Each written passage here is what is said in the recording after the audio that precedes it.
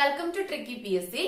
നമ്മൾ ഇന്ന് ഡിസ്കസ് ചെയ്യാൻ പോകുന്ന കാര്യം എന്ന് പറയുന്നത് കേരളം ഭരണവും ഭരണ സംവിധാനവും ഇങ്ങനെ ഒരു ടോപ്പിക് ഉണ്ട് അല്ലെ. ഓക്കെ, LDC പരീക്ഷയെ സംബന്ധിച്ചിടത്തോളം വളരെ ഇമ്പോർട്ടന്റ് ആയിട്ടുള്ള ടോപ്പിക്കാണ്. 5 മാർക്കാണ് ഈ ഒരു ടോപ്പിക്കിൽ നിന്ന് ചോദിക്കുന്നത്. ഓക്കെ, അപ്പൊ നമ്മൾ ഇതുവരെ ഡിസ്കസ് ചെയ്തുകൊണ്ടിരുന്നത് പൊതുജന ആരോഗ്യമായിരുന്നു. അത് നമ്മൾ ഏകദേശം കംപ്ലീറ്റ് ചെയ്തിട്ടുണ്ട്. 6 ക്ലാസ്സുകളാണ് നമ്മൾ അപ്ലോഡ് ചെയ്തിട്ടുള്ളത്.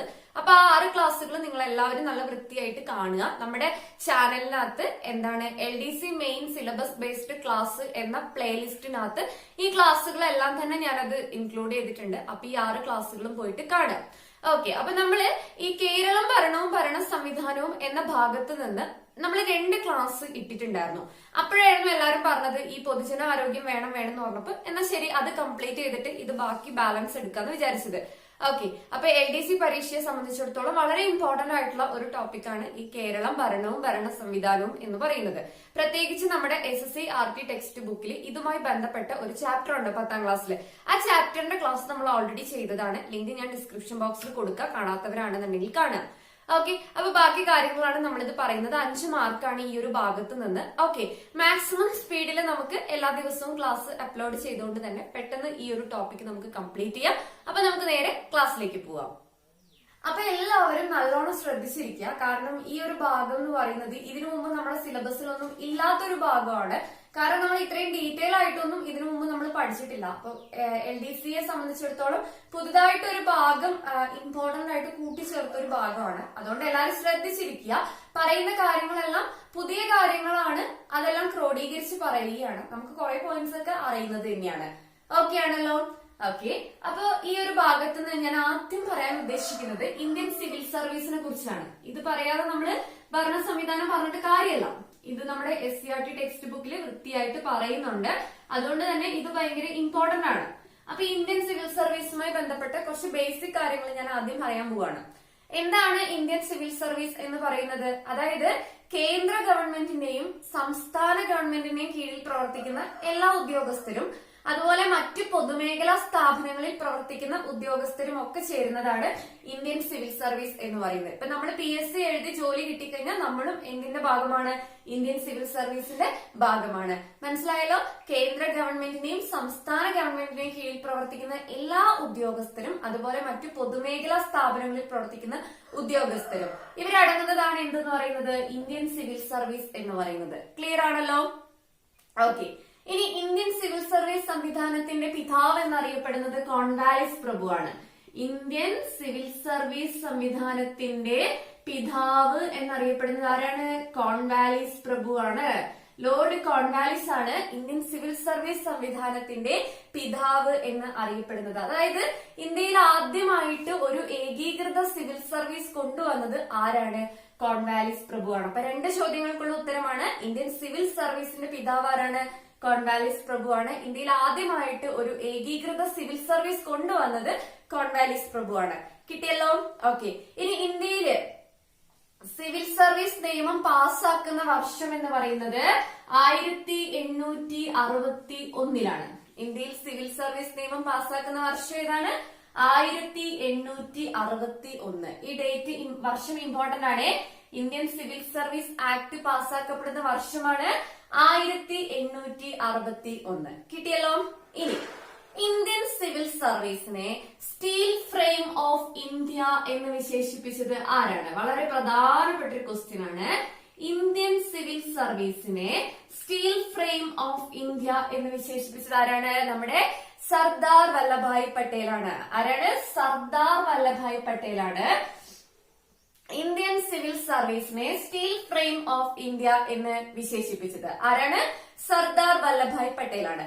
ഇനി ഈ സർദാർ വല്ലഭായ് പട്ടേലിന്റെ പ്രത്യേകത എന്താണ്? ഓൾ ഇന്ത്യ സർവീസിന്റെ പിതാവാണ്. പലർക്കും തിരിഞ്ഞു പോകും, അതുകൊണ്ടാണ് പറയുന്നത്. അതായത് ഇന്ത്യൻ സിവിൽ സർവീസിന്റെ പിതാവ് കോൺവാലിസ് പ്രഭുവാണ്. ഓൾ ഇന്ത്യ സർവീസിന്റെ പിതാവാണ് ആരെന്ന് പറയുന്നത്? സർദാർ വല്ലഭായ് പട്ടേല്. കിട്ടിയല്ലോ? അപ്പൊ എന്താണ് ഇന്ത്യൻ സിവിൽ സർവീസ് എന്ന് പറയുന്നത്? കേന്ദ്ര ഗവൺമെന്റിന്റെയും സംസ്ഥാന ഗവൺമെന്റിന്റെയും കീഴിൽ പ്രവർത്തിക്കുന്ന എല്ലാ ഉദ്യോഗസ്ഥരും പൊതുമേഖലാ സ്ഥാപനങ്ങളിൽ പ്രവർത്തിക്കുന്ന ഉദ്യോഗസ്ഥരും കൂടി ചേരുന്നതാണ് ഇന്ത്യൻ സിവിൽ സർവീസ്. ഇന്ത്യയിൽ ഏകീകൃത സിവിൽ സർവീസ് കൊണ്ടുവന്നത് കോൺവാലിസ് പ്രഭുവാണ്. ഇന്ത്യൻ സിവിൽ സർവീസിന്റെ പിതാവ് കോൺവാലിസ് പ്രഭുവാണ്. സിവിൽ സർവീസ് ആക്ട് ഇന്ത്യയിൽ പാസ്സാക്കപ്പെടുന്നത് 1861 ഇന്ത്യൻ സിവിൽ സർവീസിനെ സ്റ്റേറ്റ് ഫ്രെയിം ഓഫ് ഇന്ത്യ എന്ന് വിശേഷിപ്പിച്ചത് സർദാർ വല്ലഭായ് പട്ടേലാണ്. ഓൾ ഇന്ത്യ സർവീസിന്റെ പിതാവ് ആരെന്നെയാണ്? സർദാർ വല്ലഭായ് പട്ടേലാണ്. ക്ലിയർ ആണല്ലോ? ഓക്കെ, ഇനി നമ്മൾ വളരെ പ്രധാനപ്പെട്ട മറ്റൊരു ഭാഗമാണ് പറയുന്നത്. ഇന്ത്യൻ സിവിൽ സർവീസിനെ 3ആയിട്ടാണ് തിരിച്ചിട്ടുള്ളത്. ഇത് നമ്മുടെ SCERT ടെക്സ്റ്റ് ബുക്കിലുണ്ട്. അപ്പൊ അതിന്റെ കുറച്ചുകൂടി ഡീറ്റെയിൽ ആയിട്ടുള്ള കാര്യങ്ങളാണ് ഞാൻ പറയുന്നത്. ഓക്കെ, അപ്പൊ ഇന്ത്യൻ സിവിൽ സർവീസിനെ നമ്മൾ 3ആയിട്ടാണ് തിരിച്ചിട്ടുള്ളത്. ഏതൊക്കെയാണ് 3ആയിട്ട് തിരിച്ചിട്ടുള്ളത്? നിങ്ങൾക്ക് അറിയാം എന്തൊക്കെയാണ്? കേന്ദ്ര സർവീസ്, അതുപോലെ തന്നെ അഖിലേന്ത്യാ സർവീസ്, സംസ്ഥാന സർവീസ്, ഇങ്ങനെയാണ് തിരിച്ചിട്ടുള്ളത്. ഓക്കെ, കേന്ദ്ര സർവീസ്, അഖിലേന്ത്യാ സർവീസ്, അതേപോലെ തന്നെ സംസ്ഥാന സർവീസ്. പരീക്ഷയ്ക്ക് ചോദിച്ചിട്ടുള്ളതാണ് കേട്ടോ. കഴിഞ്ഞ VO പരീക്ഷയ്ക്കൊക്കെ 1-2 ചോദ്യങ്ങൾ ഈ ഭാഗത്തുനിന്ന് ചോദിച്ചിട്ടുള്ളതാണ്. അപ്പൊ ഇന്ത്യൻ സിവിൽ സർവീസിനെ എത്രയായിട്ടാണ് തിരിച്ചിട്ടുള്ളത്? 3ആയിട്ടാണ് തിരിച്ചിട്ടുള്ളത്. കേന്ദ്ര സർവീസ്, അഖിലേന്ത്യാ സർവീസ്, സംസ്ഥാന സർവീസ്. കേന്ദ്ര സർവീസ്, അഖിലേന്ത്യാ സർവീസ്, സംസ്ഥാന സർവീസ്. കിട്ടിയല്ലോ? ഓക്കെ, ഇനി എന്താണ് നോക്കാം. കേന്ദ്ര സർവീസ്. കേന്ദ്ര സർവീസ് എന്ന് പറഞ്ഞാൽ എന്താണ്?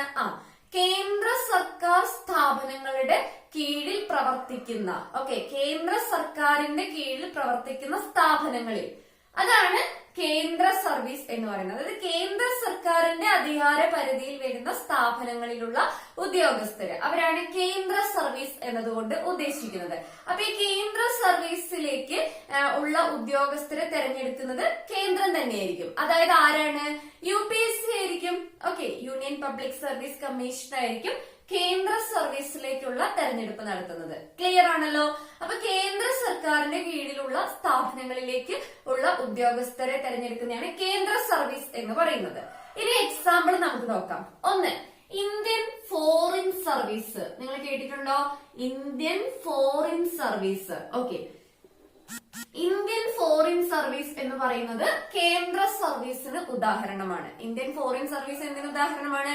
കേന്ദ്ര സർവീസിന് ഉദാഹരണമാണ്. ഇനി ഇന്ത്യൻ റെയിൽവേ സർവീസ്. നമ്മൾ ഈ റെയിൽവേയിലൊക്കെ ജോലി കിട്ടിയ നമ്മൾ എന്താ പറയും? സെൻട്രൽ ഗവൺമെന്റ് ജോലിയാണെന്നാ പറയാ അല്ലെ? അപ്പൊ ഇന്ത്യൻ റെയിൽവേ സർവീസ് കേന്ദ്ര സർവീസിന് ഉദാഹരണമാണ്. സെൻട്രൽ ഗവൺമെന്റ് ജോലി കിട്ടിയെന്ന് നമ്മൾ പറയാ അല്ലെ? അപ്പൊ Indian foreign service, Indian railway service എന്തിന് ഉദാഹരണമാണ്? കേന്ദ്ര സർവീസിന് ഉദാഹരണമാണ്. വേറൊരു ഉദാഹരണം നമുക്ക് പറയാം. Indian defence staff service. Indian defence പ്രതിരോധ മേഖലയിലെ ഉദ്യോഗസ്ഥരൊക്കെ എന്താണ്? കേന്ദ്ര ഉദ്യോഗസ്ഥരാണ്, കേന്ദ്ര സർക്കാർ ഉദ്യോഗസ്ഥരാണ്. കിട്ടിയല്ലോ? അപ്പൊ എന്താണ് കേന്ദ്ര സർവീസ് എന്ന് ഉദ്ദേശിക്കുന്നത്? കേന്ദ്ര സർക്കാരിന്റെ അധികാര പരിധിയിൽ വരുന്ന സ്ഥാപനങ്ങൾ ആണ് കേന്ദ്ര സർവീസിൽ വരുന്നത്. ഉദാഹരണം Indian foreign service, Indian railway service, Indian defence service. Clear ആണല്ലോ? ഇനി നമ്മൾ നേരെ അഖിലേന്ത്യാ സർവീസിലേക്ക് പോവാണെങ്കിൽ നിങ്ങൾക്ക് ചിലർക്കൊക്കെ ഡൗട്ട് ഉണ്ടാവും, എന്റെ ഈ കേന്ദ്ര സർക്കാരും അഖിലേന്ത്യാ സർക്കാരും തമ്മിലുള്ള വ്യത്യാസം. കേന്ദ്ര സർക്കാരിനെ പോലെ തന്നെ അഖിലേന്ത്യാ സർക്കാരിലും ഈ പരീക്ഷകളൊക്കെ കണ്ടക്ട് ചെയ്യുന്നത്, അല്ലെങ്കിൽ ഇതിന്റെ തിരഞ്ഞെടുപ്പ് കണ്ടക്ട് ചെയ്യുന്നത് നമ്മുടെ കേന്ദ്രം തന്നെയാണ്. UPSC തന്നെയാണ് അഖിലേന്ത്യാ സർവീസിലേക്കുള്ള അംഗങ്ങളെ തെരഞ്ഞെടുക്കുന്നത്. മനസ്സിലായോ? അതായത് പരീക്ഷകളൊക്കെ കണ്ടക്ട് ചെയ്യുന്നത് എന്താണ്? കേന്ദ്രം, സെൻട്രൽ തന്നെയാണ്. പക്ഷേ ഇങ്ങനെ തെരഞ്ഞെടുക്കുന്ന ഉദ്യോഗസ്ഥരെ സംസ്ഥാന തലത്തിലുള്ള സ്ഥാപനങ്ങളിലേക്കും കേന്ദ്ര തലത്തിലുള്ള സ്ഥാപനങ്ങളിലേക്കും വിടുന്നുണ്ട്. മനസ്സിലായോ? ബെസ്റ്റ് ഒരു എക്സാമ്പിൾ പറയാം. ഒന്ന് IAS ആണ്. അതായത് ഈ IAS പരീക്ഷ നടത്തുന്നത് ആരാണ്? നമ്മുടെ UPSC ആണ് അല്ലെ? ഓൾ ഇന്ത്യ തലത്തില് ഈ എന്താണ് Indian administrative service IAS exams നടത്തുന്നത് UPSC ആണ്. പക്ഷേങ്കിൽ അത് സെൻട്രൽ ഗവൺമെന്റിന്റെ കീഴിലുള്ള സ്ഥാപനങ്ങൾ മാത്രമാണോ? അല്ല, സ്റ്റേറ്റ് ഗവൺമെന്റിന്റേതായിട്ടുള്ള IAS കേഡറ്റിൽ വരുന്ന ഉദ്യോഗസ്ഥരെയൊക്കെ ഇതാണ് പ്രൊവൈഡ് ചെയ്യുന്നത്. അപ്പൊ എന്താണ് അഖിലേന്ത്യാ സർവീസ് എന്ന് പറഞ്ഞു കഴിഞ്ഞാല് മൊത്തത്തിൽ ഒരു എക്സാം നടത്തും. എന്നിട്ട് എന്താണ് തെരഞ്ഞെടുക്കപ്പെടുന്ന ഉദ്യോഗസ്ഥരെ സംസ്ഥാനത്തിലേക്കും കേന്ദ്രത്തിലേക്കും വിന്യസിക്കുന്നതാണ് ആരെന്ന് പറയുന്നത്? അഖിലേന്ത്യാ സർവീസ് എന്ന് പറയുന്നത്. ബെസ്റ്റ് എക്സാമ്പിൾ നമ്മൾ IAS തന്നെ ഓർത്താൽ മതി. IAS പോലെ തന്നെ അടുത്തൊരു എക്സാമ്പിൾ ആണ് ഇതെന്ന് പറഞ്ഞാൽ IPS, അതായത് Indian police service. Indian police service ഇതിനൊരു ഉദാഹരണമാണ്. ഇന്ത്യൻ പോലീസ് സർവീസ് അഖിലേന്ത്യാ സർവീസിന് ഉദാഹരണമാണ്. അതേപോലെ തന്നെ എന്താണ് ഇന്ത്യൻ ഫോറസ്റ്റ് സർവീസും അഖിലേന്ത്യാ സർവീസിന് ഉദാഹരണമാണ്. കിട്ടിയല്ലോ? അപ്പൊ എന്തൊക്കെയാണ്? IAS, IPS, Indian foreign service. ഇത് മൂന്നും ഏതാണ്? അഖിലേന്ത്യാ സർവീസിലാണ് വരുന്നത്. കാര്യം നിങ്ങൾക്ക് മനസ്സിലായി എന്ന് വിചാരിക്കുന്നു. എന്താണ് അഖിലേന്ത്യാ സർവീസ്? കാരണം കേന്ദ്ര സർവീസിൽ നമ്മൾ തെരഞ്ഞെടുപ്പ് ഉദ്യോഗസ്ഥര് ആകെ കേന്ദ്ര ഗവൺമെന്റിന്റെ കീഴിലുള്ള സ്ഥാപനങ്ങൾ മാത്രമേ ഉള്ളൂ. UPSC ആണ് പരീക്ഷ നടത്തുന്നത്. പക്ഷേങ്കിൽ അഖിലേന്ത്യാ സർവീസിൽ എന്താണ്? UPSC ആണ് പരീക്ഷ നടത്തുന്നത് എങ്കിൽ കൂടി ഉദ്യോഗസ്ഥരെ സംസ്ഥാനത്തിന്റെ കീഴിലുള്ള സ്ഥാപനങ്ങളിലേക്കും കേന്ദ്രത്തിന്റെ കീഴിലുള്ള സ്ഥാപനങ്ങളിലേക്കും അയക്കുന്നുണ്ട്. അതാണ് അഖിലേന്ത്യാ സർവീസ്. ഇന്ത്യൻ അഡ്മിനിസ്ട്രേറ്റീവ് സർവീസും ഇന്ത്യൻ പോലീസ് സർവീസും ഇന്ത്യൻ ഫോറസ്റ്റ് സർവീസുമാണ് ഈ അഖിലേന്ത്യാ സർവീസിന് ഉദാഹരണങ്ങള്. കിട്ടിയല്ലോ? ഓക്കെ. ഇനി അടുത്ത് നമ്മൾ സംസ്ഥാന സർവീസിലേക്ക് വരികയാണ് കേട്ടോ. സംസ്ഥാന സർവീസിലേക്ക് വരുവാണെങ്കിൽ എന്താണ്? സംസ്ഥാന ഗവൺമെന്റിന്റെ കീഴിലുള്ള സ്ഥാപനങ്ങളിലേക്കുള്ള അതാണ് എന്തെന്ന് പറയുന്നത്? സംസ്ഥാന സർവീസ് എന്ന് പറയുന്നത്. അപ്പൊ ആരായിരിക്കും പരീക്ഷ നടത്തുന്നത്? സംസ്ഥാന സർക്കാരായിരിക്കും. ഫോർ എക്സാമ്പിൾ നമുക്ക് കേരള PSC എടുക്കാം. കേരളത്തിലെ സ്ഥാപനങ്ങളിൽ ജോലി ചെയ്യുന്നവരെ തെരഞ്ഞെടുക്കുന്ന ആരാണ്? കേരള PSC ആണ് അല്ലെ? അപ്പൊ അതെന്താണ്? ഒരു സംസ്ഥാന സർവീസാണ്. സംസ്ഥാന സർവീസിന് ഒരു ഉദാഹരണം പറഞ്ഞോളൂ. Sale tax officer. ഇത് നമ്മുടെ ടെക്സ്റ്റിലുള്ള ഉദാഹരണമാണ് കേട്ടോ. സെയിൽ ടാക്സ് ഓഫീസർ ആണ് സംസ്ഥാന സർവീസിന് ഒരു ഉദാഹരണം എന്ന് പറയുന്നത്. അതേപോലെ നമുക്കൊരു ബെസ്റ്റ് എക്സാമ്പിൾ പറയാം. കുറച്ചു മുന്നേ നമ്മൾ എഴുതിയ പരീക്ഷയുണ്ട്, KS അല്ലെ, Kerala administrative service. Kerala administrative service ഒരു സംസ്ഥാന സർവീസിന് ഉദാഹരണമാണ്. കാരണം പരീക്ഷ നടത്തിയത് ആരാണ്? നമ്മുടെ കേരള PSC ആണ് പരീക്ഷ നടത്തിയത്. നിയമിക്കപ്പെടുന്നവരും എവിടെ തന്നെയായിരിക്കും? കേരളത്തിൽ തന്നെയായിരിക്കും. കേരള അഡ്മിനിസ്ട്രേറ്റീവ് സർവീസ് ഒരു സംസ്ഥാന സർവീസാണ്. സെയിൽ ടാക്സ് ഓഫീസും എന്ന് പറയുന്നത് എന്താണ്? ഒരു സംസ്ഥാന സർവീസാണ്. നമുക്കറിയാം ബ്ലോക്ക് ഡെവലപ്മെന്റ് ഓഫീസർ കേട്ടിട്ടില്ലേ? അതൊരു സംസ്ഥാന സർവീസാണ്. ബ്ലോക്ക് ഡെവലപ്മെന്റ് ഓഫീസർ ഒരു സംസ്ഥാന സർവീസാണ്. ക്ലിയർ ആണല്ലോ? അപ്പൊ ഒന്നുകൂടി ഒന്ന് ഓവറോൾ നോക്കൂ. വളരെ ഇമ്പോർട്ടന്റ് ആണ്. നമുക്കൊരു ചോദ്യം ഇതിൽ നിന്ന് പ്രതീക്ഷിക്കാം. ഇന്ത്യൻ സിവിൽ സർവീസ് മൂന്നായിട്ടാണ് തിരിച്ചിട്ടുള്ളത്. കേന്ദ്ര സർവീസ്, അഖിലേന്ത്യാ സർവീസ്, സംസ്ഥാന സർവീസ്. കേന്ദ്ര സർവീസിന് ഉദാഹരണങ്ങളാണ് Indian foreign service, Indian railway service, Indian defence service. എന്താണ് പ്രത്യേകത? പരീക്ഷ നടത്തുന്നത് കേന്ദ്രമാണ്. UPSC ആണ് പരീക്ഷ നടത്തുന്നത്.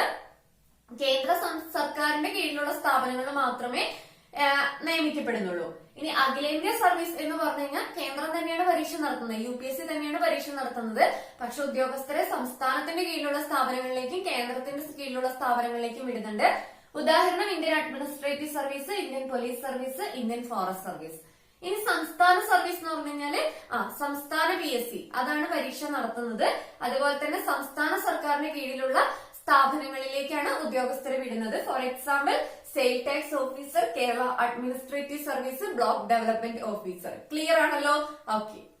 ഇനി നമുക്ക് കുറച്ച് വർഷങ്ങൾ പഠിക്കാം. ശ്രദ്ധിച്ചിരിക്കുക. ഓൾ ഇന്ത്യ സർവീസ് ആക്ട് നിലവിൽ വന്ന വർഷം എന്താണ്? ഓൾ ഇന്ത്യ സർവീസ് ആക്ട് നിലവിൽ വന്ന വർഷം എന്നാണ് ഓൾ ഇന്ത്യ സർവീസ് ആക്ട് വരുന്നത്? 1951 വളരെ പ്രധാനപ്പെട്ട ഒരു വർഷമാണ്. ഓൾ ഇന്ത്യ സർവീസ് ആക്ട് നിലവിൽ വന്നത് ഏത് വർഷമാണ്? 1951. അപ്പൊ എങ്ങനെ ഓർത്തു വെക്കാം? കാരണം കുറെ വർഷങ്ങൾ പഠിക്കാം അല്ലെ? ഓൾ എന്നല്ലേ നമ്മൾ എഴുതുക. ഓക്കെ, ഇത് എന്ത് ചെയ്യാ? 5 നോക്ക 1 അങ്ങനെ 1951 ഓൾ ഇന്ത്യ സർവീസ് ആക്ട് നിലവിൽ വന്നത്. ഇത് ഓർത്തു വെക്കുന്നവർക്ക് മതി കേട്ടോ. അല്ലാണ്ട് ഓർത്തു വെക്കാൻ പറ്റുന്നവര് അങ്ങനെ ഓർത്തു വെക്കുക. ജസ്റ്റ് ഒട്ടും കിട്ടുന്നില്ല എന്നുണ്ടെങ്കിൽ ഈ കാര്യം ഒന്ന് ജസ്റ്റ് ഓർത്തു വെക്കുക. അപ്പൊ ഓൾ ഇന്ത്യ സർവീസ് ആക്ട് നിലവിൽ വന്ന വർഷം എന്നാണ്? 1951. ഇനി പ്രധാനപ്പെട്ട മറ്റൊരു ക്വസ്റ്റ്യൻ, ഇന്ത്യൻ സിവിൽ സർവീസ് ദിനം എന്നാണ്?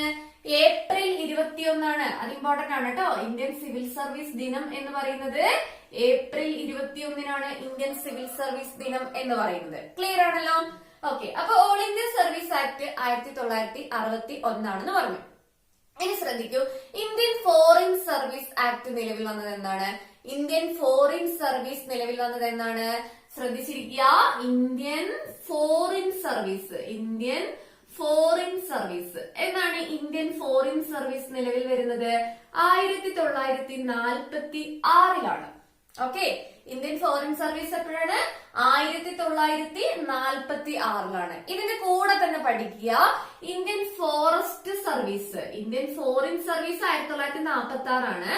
Indian forest service 1966. പഠിക്കാൻ ഒരു എളുപ്പമുണ്ട്. Indian foreign service 1946. Indian forest service 1966. Clear ആണല്ലോ? ഓക്കെ, അടുത്ത വളരെ പ്രധാനപ്പെട്ടതാണ് ഇന്ത്യൻ പോലീസ് സർവീസ്, IPS അല്ലെ. ഇന്ത്യൻ പോലീസ് സർവീസ് നിലവിൽ വന്നത് 1948 ആണ്. കിട്ടിയോ? ഇന്ത്യൻ പോലീസ് സർവീസ് നിലവിൽ വന്നത് ഏത് വർഷമാണ്? 1948. Indian foreign service 1946, Indian forest service 1966, Indian police service 1948. കിട്ടിയല്ലോ? ഓക്കെ, അങ്ങനെയാണെങ്കിൽ അടുത്തൊരു പോയിന്റ് പഠിച്ചോളൂ. Indian economic service, Indian economic service നിലവിൽ വന്നത് 1961. ഓക്കെ, ഇന്ത്യൻ എക്കണോമിക് സർവീസ് നിലവിൽ വന്നത് 1961. ഇത് വളരെ ഇമ്പോർട്ടന്റ് ആണ് കേട്ടോ, അതുകൊണ്ടാണ് പറഞ്ഞത് ഇത് വളരെ ഇമ്പോർട്ടന്റ് ആണ്. ഒന്നുകൂടി ശ്രദ്ധിച്ചോളൂ. All India service act 1951. All India service act ഏത് വർഷമാണ്? 1951. മനസ്സിലാക്കി വെക്കുക. All India service act 1951. ഇനി ഇന്ത്യൻ സിവിൽ സർവീസ് ദിനം എന്നറിയപ്പെടുന്നത് ഏപ്രിൽ 21. ഇന്ത്യൻ സിവിൽ സർവീസ് ദിനം എന്നാണ് ഏപ്രിൽ 21. ഇനി ഓരോന്നിന്റെ വർഷം നോക്കുക. ഇന്ത്യൻ ഫോറിൻ സർവീസ് 1946 ആണ്. ഇന്ത്യൻ ഫോറസ്റ്റ് സർവീസ് 1966 ആണ്. ഇന്ത്യൻ പോലീസ് സർവീസ് 1948 ആണ്. Indian economic service 1961. ഒന്നുകൂടി നോക്കൂ. Foreign service 46, forest service 66, police service 48, economic service 1961. കിട്ടിയല്ലോ? അപ്പൊ ഇന്നത്തെ ക്ലാസ്സിൽ നമ്മൾ വളരെ ബേസിക് ആയിട്ടുള്ള കുറച്ച് കാര്യങ്ങൾ, മെയിൻ ആയിട്ട് ഇന്ത്യൻ സിവിൽ സർവീസിനെ കുറിച്ചുള്ള കാര്യങ്ങളാണ് പറഞ്ഞത്. അപ്പൊ ഇനി അടുത്ത ക്ലാസ്സുകളിൽ നമ്മൾ കൂടുതലും കേരളത്തിന്റെ ആ ഒരു ഭരണഘടനയിലേക്ക് മെല്ലെ കിടക്കുകയാണ്, അതായത് കേരളത്തിന്റെ ഭരണ സംവിധാനത്തിലേക്ക്. അപ്പൊ എല്ലാവരും കൃത്യമായിട്ട് ക്ലാസ് കാണുക. നിങ്ങളുടെ അഭിപ്രായങ്ങൾ നിർബന്ധമായി നിങ്ങൾ കമന്റ് ചെയ്യണം, എന്നാൽ മാത്രമേ എനിക്ക് അതിനനുസരിച്ച് ക്ലാസ് ഡെവലപ്പ് ചെയ്തുകൊണ്ട് വരാൻ പറ്റുള്ളൂ. അപ്പൊ നമുക്കിനി വീണ്ടും അടുത്ത ക്ലാസ്സിൽ കാണാം. അതുവരേക്കും ബൈ ബൈ.